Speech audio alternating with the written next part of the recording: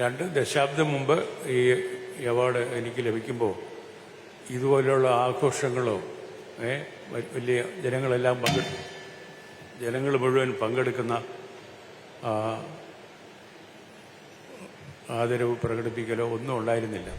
എനിക്ക് മോഹൻലാലിനോടൊപ്പം പ്രവർത്തിക്കാൻ ഇനിയും അവസരം കിട്ടിയിട്ടില്ല, അത് സംഭവിച്ചില്ല.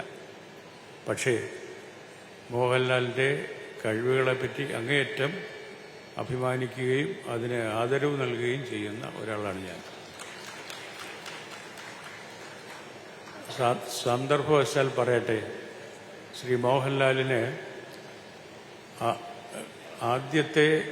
അഭിനയത്തിനുള്ള ആദ്യത്തെ ദേശീയ അവാർഡ് നൽകുന്ന ജൂറിയുടെ അധ്യക്ഷനായിരുന്നു ഞാൻ. അപ്പോൾ അദ്ദേഹത്തിന് ദേശീയ തലത്തിൽ ഉള്ള ബഹുമതികൾ ആരംഭിക്കുന്നത് അവിടെയാണ്. അപ്പോൾ അക്കാര്യത്തിൽ എനിക്ക് വളരെ അഭിമാനമുണ്ട്, വളരെ സന്തോഷമുണ്ട്. ഇന്ന് 2 ദശാബ്ദം മുമ്പ് ഈ അവാർഡ് എനിക്ക് ലഭിക്കുമ്പോൾ ഇതുപോലെയുള്ള ആഘോഷങ്ങളോ വലിയ ജനങ്ങൾ